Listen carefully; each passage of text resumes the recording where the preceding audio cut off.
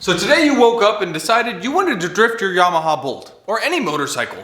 Well, let me stop you right there and let you know there's a couple things you might want to learn first. Today is part 2 of a 3-part series where we teach you how to drift your Yamaha Bolt. Now this concept applies to any cruiser. You could do it on a Harley, you could do it on a metric cruiser. If you missed part 1 of our series, go back and watch that. That's gonna cover bike prep and the things that you need to just get ready on your bike in order to drift. Remember to be careful and go back and watch part 1 because that's gonna give you all the things that you need to do to your bike before you do this. Things like protect your bike, it's an investment. You don't wanna break it. But as far as today, we're gonna be covering feathering the clutch, the throttle, braking, everything that you're gonna need to do to drift your Yamaha Bolt. I'm Aaron, this is Tardy Productions. Cue the intro.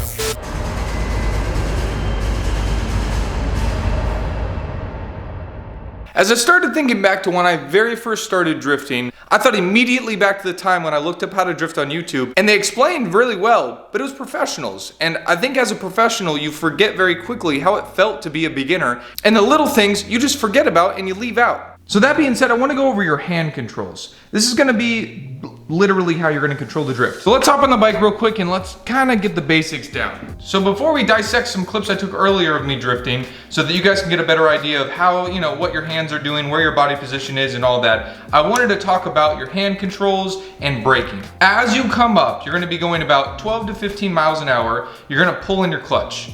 Clutch is completely in. Then you're gonna lock up your foot brake. Completely lock it up, back tire sliding. You gas a little bit, let off the rear brake and dump the clutch out. You're going 12 to 15 miles an hour, you're gonna pull in your clutch all the way in. Lock up your rear brake, start to slide. You're gonna come up here and start blipping the gas just a little bit. I'm not talking a lot, just getting your RPMs higher, You don't want it to be just flat and then rip it. Give it a little bit of RPMs, and you're not touching the front brake ever. Don't ever touch the front brake. If you touch the front brake, you're doing a rolling burnout. Doesn't matter if you're doing circles or not, it is not drifting. So we've locked up that back brake, the clutch is in, we're blipping the gas a little bit, then you're gonna give it a little bit more gas, and you're gonna full out dump the clutch. Don't ease it out, don't do it slow, or you're not gonna be able to break that back tire loose. Fully dump it out. Let it go. Hold on tight and let her rip. Now that you have a small understanding of what you're gonna be doing with your hands and feet, we're gonna go inside and I'm gonna break down some clips that I took of myself drifting so that you have a real good idea of where your body needs to be, what your hands and feet are doing, everything. First step in learning how to drift is gonna be braking. So as you approach, you're gonna be going 10 miles an hour, somewhere around there. You're gonna come up and you're gonna lock your brake until you come to a 90. Now this is going to take some practice and it's going to be a little while before you can turn. Right here I'm at a 90 and then I dump the clutch and turn.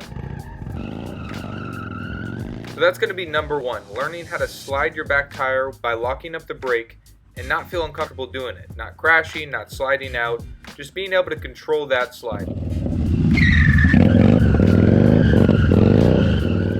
The second step when drifting your Yamaha Bolt is a pretty easy one, and I'd say probably the easiest one out of all of them, and it's dumping your clutch and doing it at the right time. As you're watching this clip, it's going to be a lot of clutch work, so you're going to want to make sure that your clutch isn't knocking your knuckles and it's something that's a little bit easier to pull, so you're not worrying about the fatigue that your arms are inevitably going to get right away. Because that's going to be a real big thing, is you're going to get arm pump while doing this. And it'll be partially due to step number 3, but the main source of your arm pump is going to be coming from that clutch work. You're going to be moving that clutch a ton when you do this. The best time I've found to dump the clutch is right after you hit that 90. There might be a little pause in between your brake and your gas, but after you brake to a 90 is going to be your perfect time to dump that clutch. You're already leaned over and you're ready to slide around.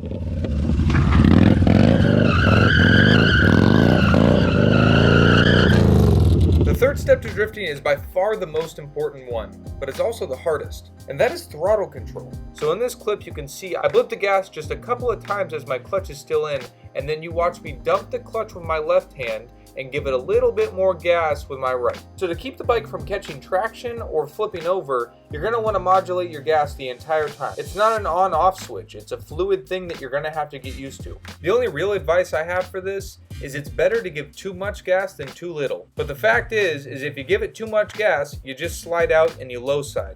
If you don't give it enough gas and you're in the middle of a drift and you don't commit into it, you're going to high side and it's going to mess up both you and the bike.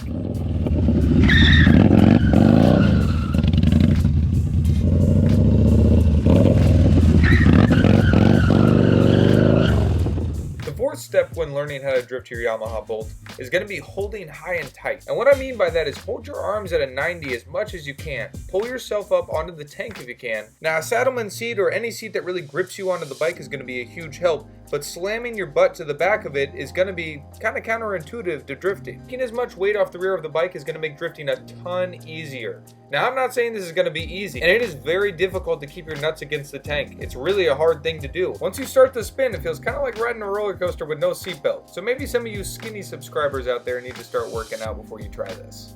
You know who I'm talking about.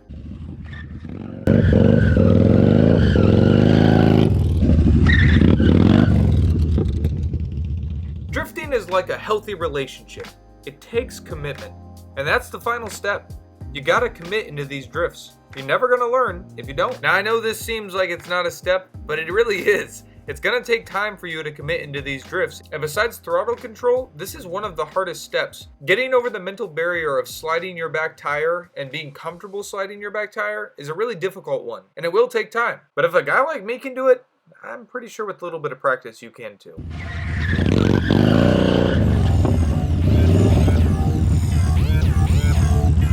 Holy crap.